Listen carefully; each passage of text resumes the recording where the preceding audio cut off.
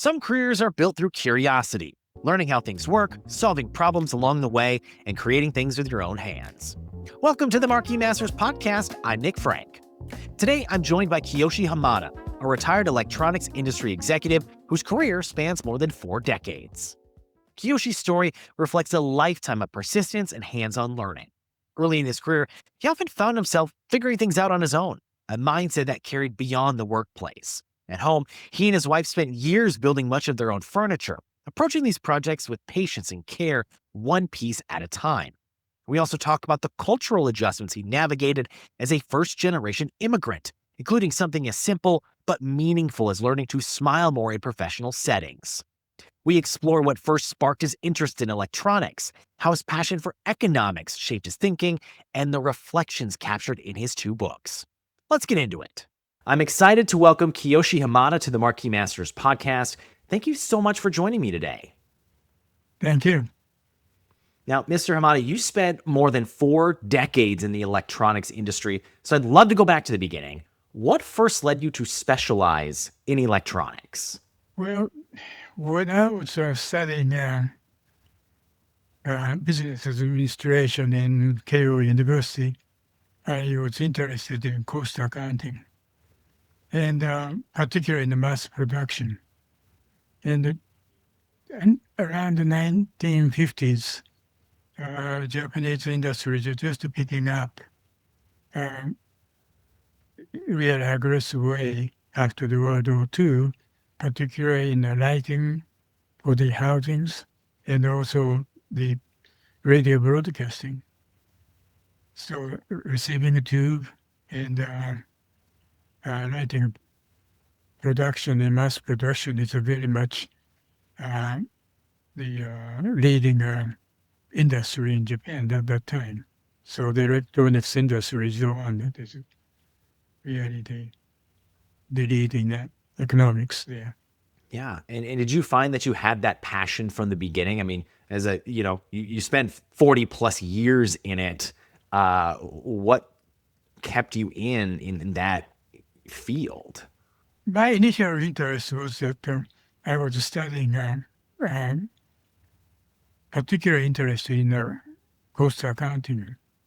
And at that time, the standard costing in accounting is the practical way of handling in the industry.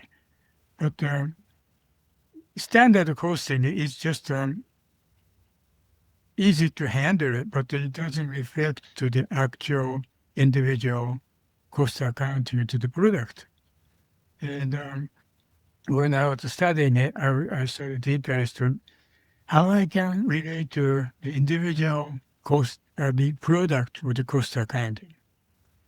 So then I developed some sort of mathematical formula using the statistical data and trying to determine the product life cycle.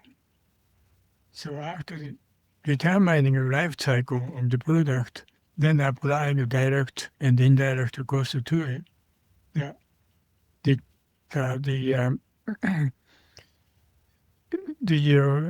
contributed to the actual profit and loss result. So that time, everything is just calculated in the past, what happened, and they just calculated them. They didn't have a computer, so they used abacus.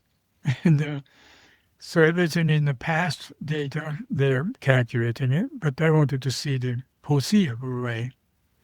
But my approach at that time is linear programming only when available. So using linear programming to do the product life cycle and then determine what kind of cost to individual product in mass production. But in the reality, handling of those mass data from the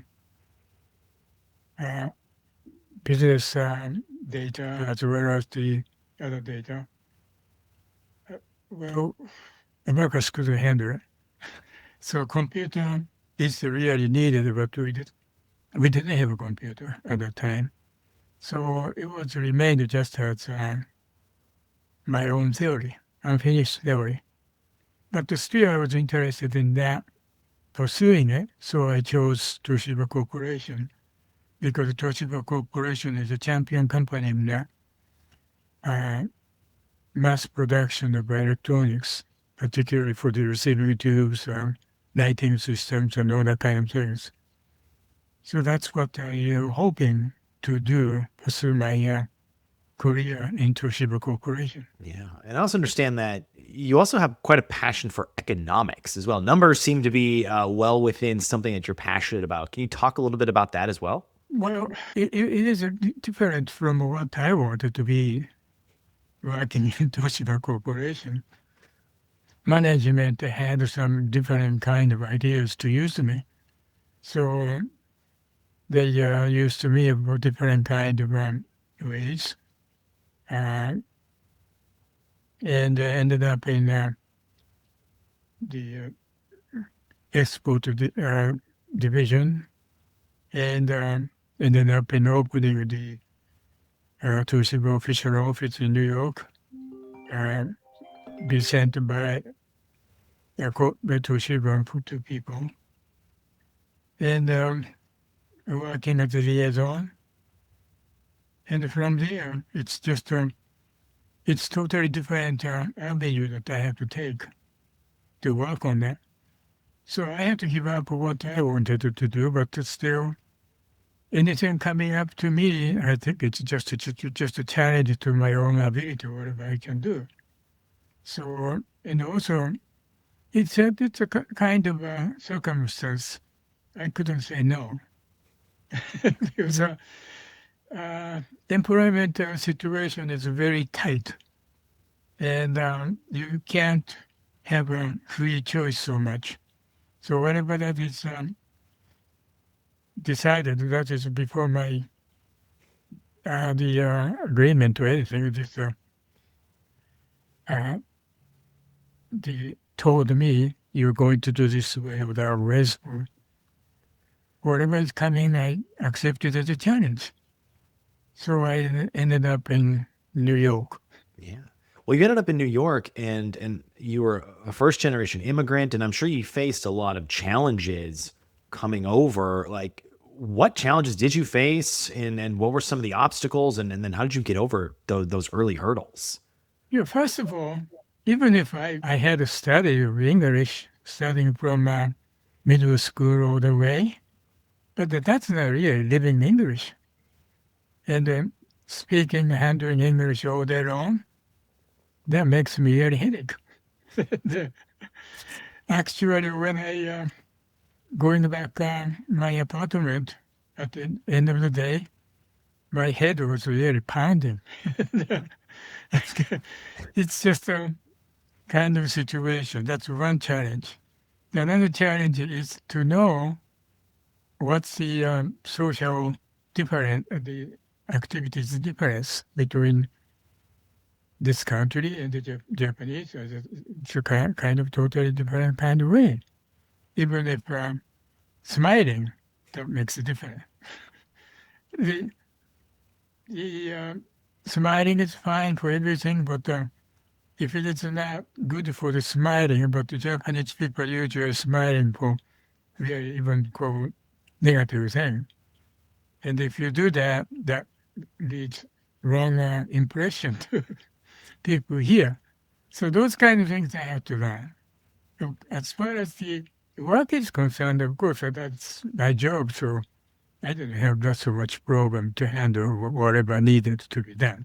It's such an interesting thing to think about, just a small thing like smiling, right? As being like a challenge or something to kind of have to get over, because you're right, there is such a cultural difference between that. So did you have to learn to just I don't know, smile more or be more expressive with like your facial emotions? That all comes up to it, but I don't know. The sometimes the the person that are working with me in the office, like a secretary of those people that is, uh, told me, you should smile that time. And that kind of way I learned from it. Yeah. But as far as business is concerned, that's just a straight business talk. So no matter whom I'm talking to, it didn't matter so much. Right. It's a different situation in Japan or in a normal way of working. Usually you work 5 days and 7 hours a day or something like that. But being a liaison and the difference of the time, Japan and the United States is just opposite, the day and night. So it's more likely the 24 hours and communication that is when you have to, mostly the telex is the communication for the daily one. But other than that, you may have to wait a long time to communicate in the middle of the night with the Japanese. That's the same thing, and that even now, I guess. But that happens. Right.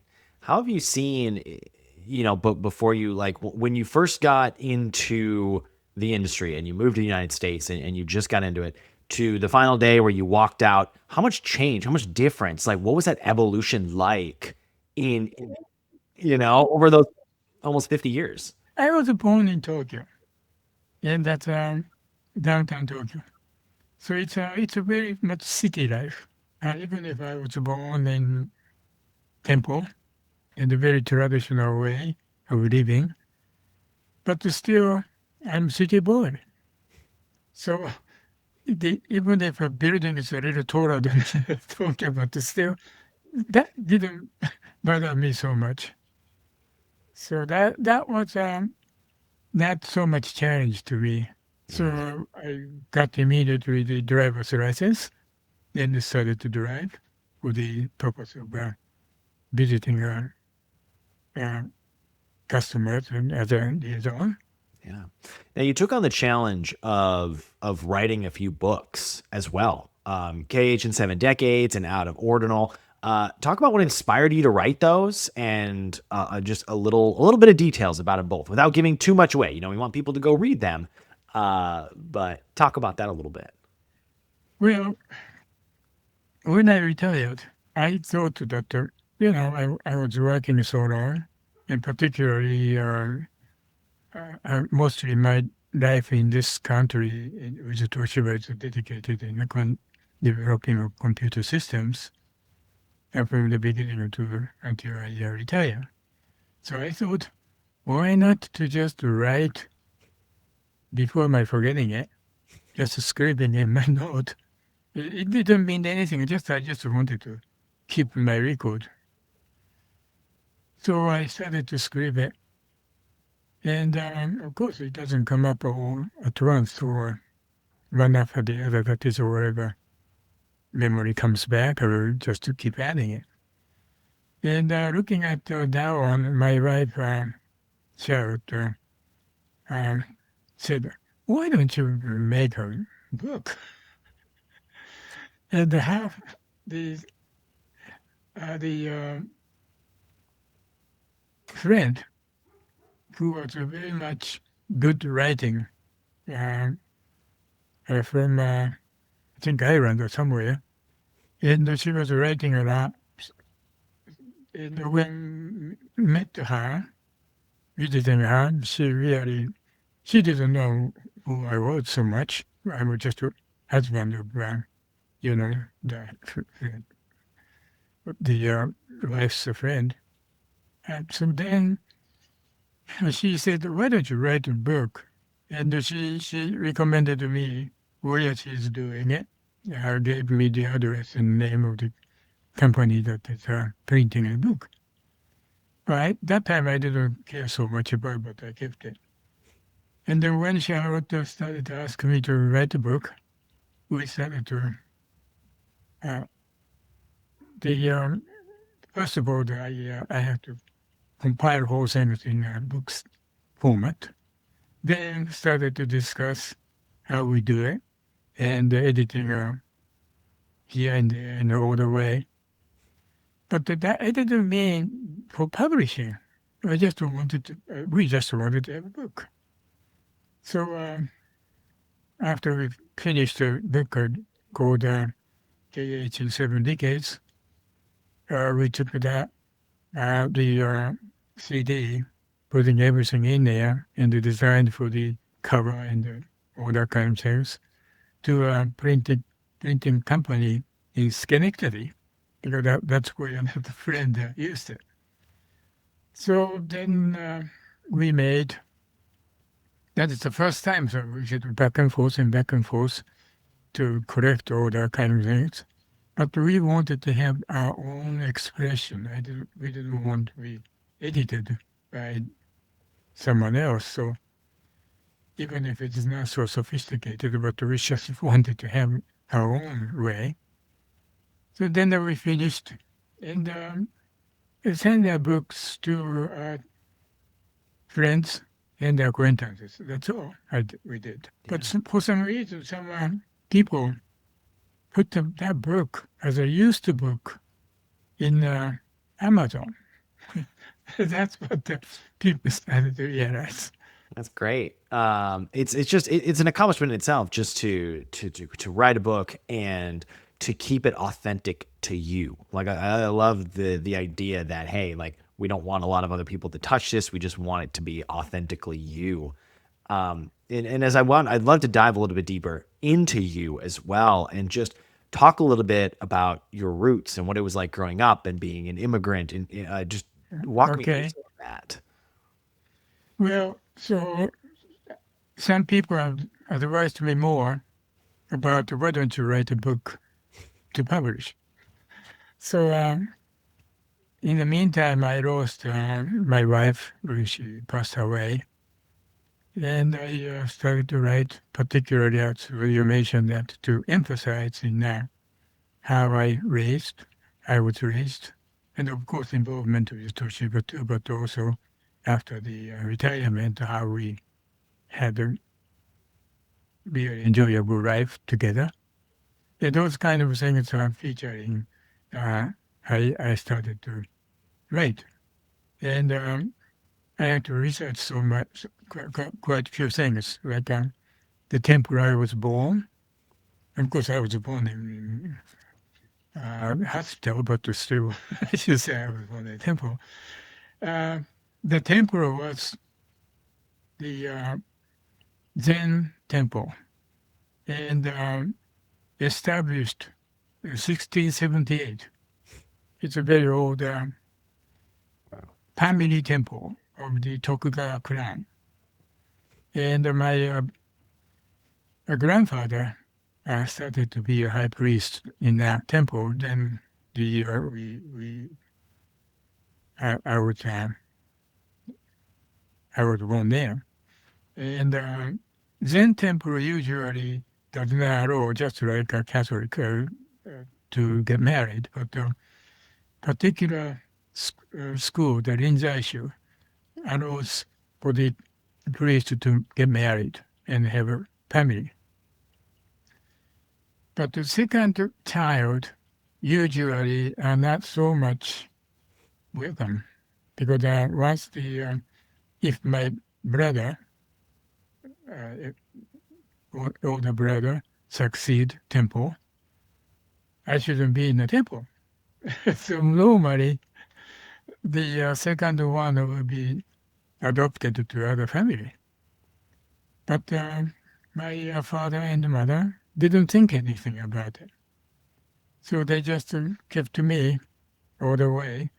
And of course, I wanted to be separate from the temple as soon as I'm ready to be independent. So I appreciate that they let me finish the education. So then I wanted to get job to be independent.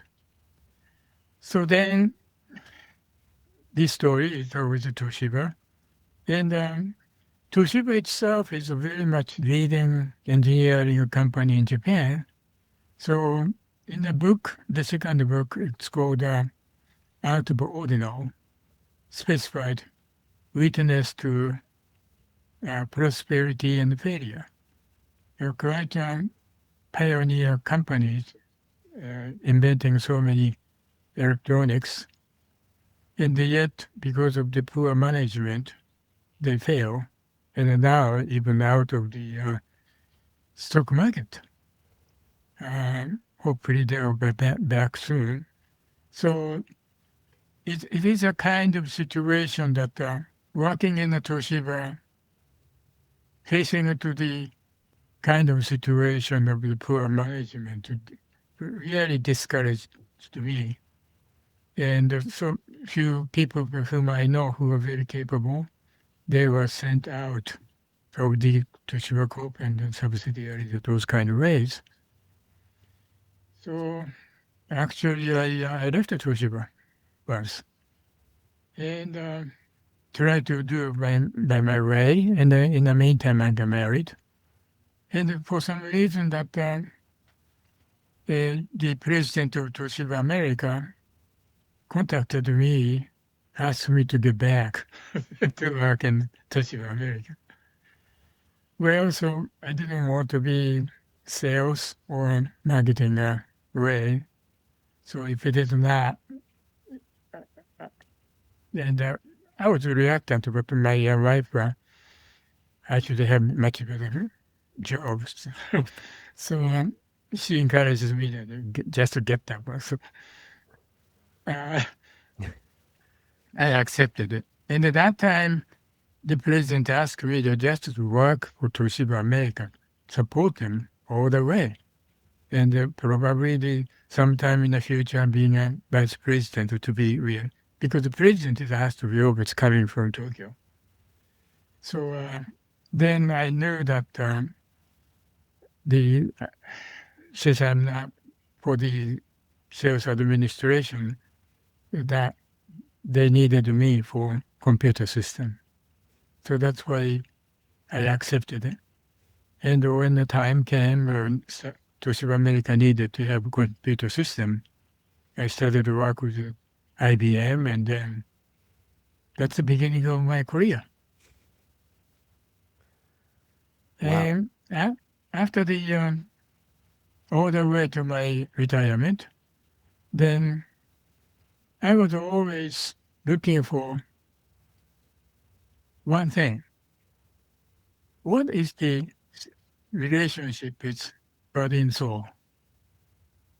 Body, I understand just this.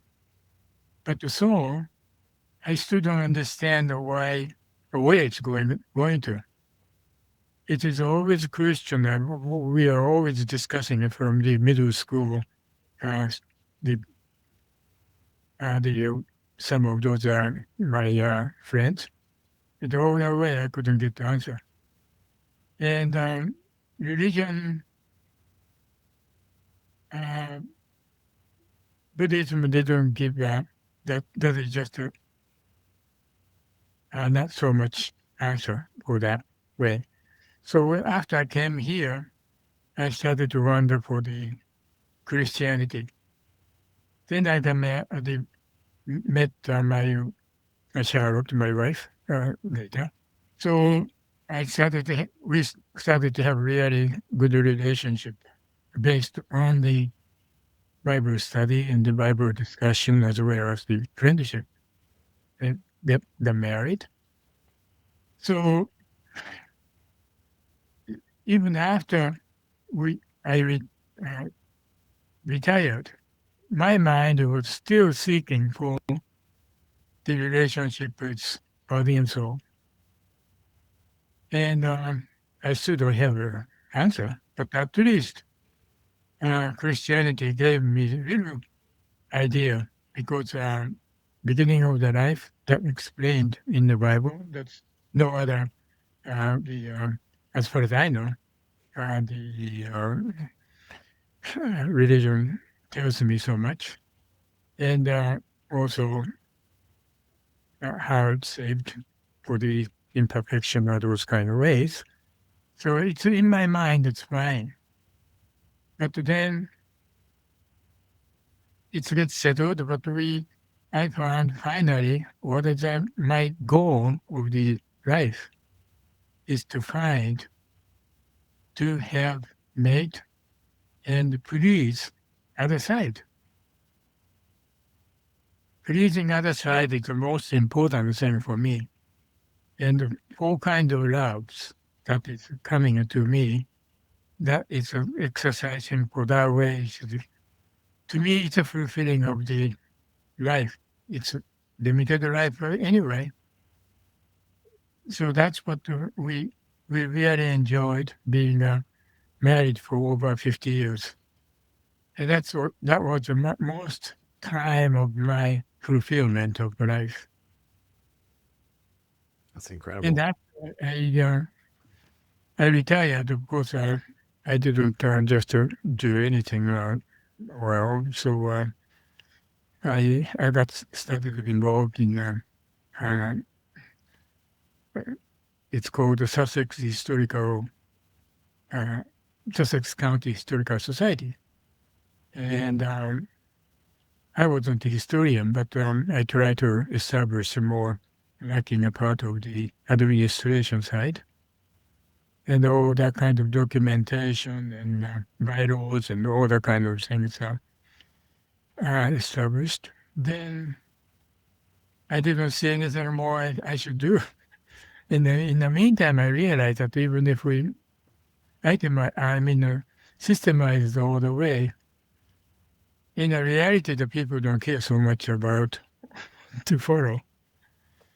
And in the yet they wanted me to stay as a parliamentarian to be and I accepted the parliamentarian because they told me that don't worry that I could have still voting power and being executive circle. But changing that the bylaws. So I didn't have any reason no, so I accepted. But then, so what? If they are doing just for the formality only, I was discouraged. So then, a friend of mine advised to me, if you're leaving that society, why don't you join to Rotary Club? So I joined the Rotary Club after I presented my letter of resignation to Historical Society. So that's now I am. When you think back to that young, independent version of yourself to then working through your 40 plus years to the executive, what kind of mentors, what kind of people, who helped you get to the places and helped guide you along the way throughout your career? See, in the beginning, I had to do everything by myself because many times I would, the Toshiba America was very small to start with, and then drastically developed a large, fairly big corporation. But in the meantime, I had to do most of the computer system to a single person to do the programming and then training and many branches I have to establish for the data communication and all that kind of thing. But after I get my staff to develop much better way, and particularly when we got the database system, the most important thing is I realized that is you can't do just by yourself. The group activity is most important. So everything in the group, we will discuss. Well, say for instance, if a new project comes up, we selected the people for that project and discuss the scope of the project, and then system analyst, programmer, and operation, and administration. Those people all get together, and then I ask them to estimate their individual assignment, how and when they can do it, their portion. Then they're coming up, and then we will come to the finalization of a project to be done. So everybody knows in the project. And so at the end of my career, they even don't need me. Once the project is established, they know how. And all documentation was made. They know how to do it. So that's what I wanted to do it. And all things are group work, not for the one person's job. And also I always said, not only myself, to people, don't worry about other people's looking at you or evaluation. As long as you work productively and ethically, someone is watching you. It may be, next person, but someone is watching you. So that's what my attitude was. Yeah. I found myself that hard work doesn't go unnoticed. Good work does not go unnoticed. Even if it doesn't feel like there are other people looking in or like looking over your shoulder, like the work speaks for itself. I've found. As we scope out from work, Kiyoshi, what do you like to do outside of work? How do you spend your free time? Well, when we moved, most of the time we were in an apartment in Manhattan or Berkeley Heights. But we decided to have our house. Then we moved to this current location. That time we realized we don't want to be just like apartment to move in and not doing anything. So we moved in almost like unfinished house and a lot of property. So we want to work for that. So outside, inside, we worked together. And particularly, it's an empty house. And with some furniture we needed to buy it, but the other portion, whatever we needed, I wanted to make my own. So made a lot of furniture and anything over needed, we did it. So that's the way we liked it. So it's more, we didn't have a child because my wife could make it. So the house is for a child. Yes. Do you have a favorite piece of furniture that you made together? Well, we made every room. I have a furniture. Yeah. And the most of the furniture to keeping dishes and all kind of things. Unless you pay a tremendous amount of money, most of the furniture are like on the back now it's a press board or those kind of very, cost cutting way. I didn't like it, so I wanted to have my own, and also to meet the size needed. Individual, we don't. If you buy a house, usually coming from the standard size, right? But any size we wanted to have, we can make it by ourselves. So that's what we did it. And my wife was very good in piano playing, so she enjoyed playing piano, but I didn't do that. But I really like to listen to classical music, so that's another thing that we had a common interest to do that. So the 4 seasons, makes us really busy outside. We just hit the spring where I live, and my wife and I have done something very similar. As we've built a garden together, and so every year we always go out to the yard. We have our kids now; they help us plant our seeds in our garden, and we're just getting to that time. There's something about having something built together that just makes it just so much more special and so much more like that bond between the two of you. That you're like, we built this garden, we planted this. Like there's just something a little bit extra to that.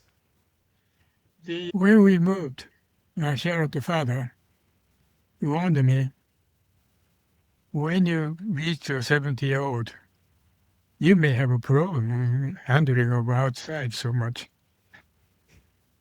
But now I'm 91, I'm still doing it all. Mowing, uh, the taking care of snow with the snow blower, all things doing myself. And that's, as long as I can do it, I like to do it. Yeah. And speaking of doing, thinking about your community and how you've lived in it for a really long time, how have you given back? How important is giving back to your community to you? Well, as long as I can do it, but on that way it's limited. Because if I'm not suitable to that community, how can I contribute to them? And that's my limitation. Maybe in the yet we can't move to some community that's more ideal. We can't keep moving around that way. So we have to get settled, and then whatever we can, we do, but not to discourage ourselves so much. Either. Yeah. Kiyoshi, I have a few more for you. Just a few more questions. These ones are a little more, maybe lighthearted, a little more introspective. If there's a person that you could have lunch with today, whether they're alive or past, who would it be and why? Well, I have a friend, and usually once a week we go out for the lunch. That's my male friend, and he's a married person, but he likes to have the friendship with me. So we have a nice relationship.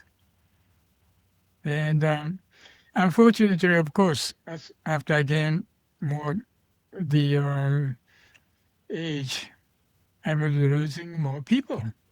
Unfortunately, I go to Japan once or twice a year, but every time I go, I realize I lost them, and getting less and less. The same as here, I lost so many people here, and you don't get young people so easily. So mostly my friend is the same age group. So that's I may say that's my problem, but what can we do about it?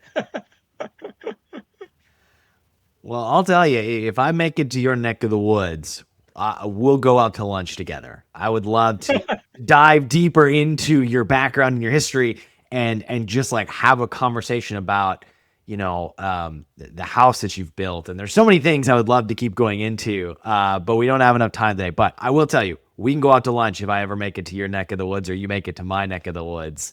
But if you could think back and you're that 17, 16-year-old self and you would start your career over again, do you think you would have done the same thing? Like, do you think you're like, hey, every choice led me to this moment, I would have done the same thing? Or is there anything you think you would have done differently? Well, I was thinking about that many times. I'm not so good at with people. So I rather like to be like an engineer or a scientist to do more digging into whatever that the subject is I like to. That's more likely I wanted to be if I have an opportunity to be that way. Sure. And when you think back, is there an important lesson that you've learned through your career, your personal life, that you think is the most important thing that you've learned? Life is something that is you can't plan all the way. And if you try to be stubborn, you lose it, right? And if you to be too flexible, you may not maintain yourself either. So how I can be myself, it's a kind of sacrifice on the way, because I have to limit myself to a degree that it's I don't want to give in to some way.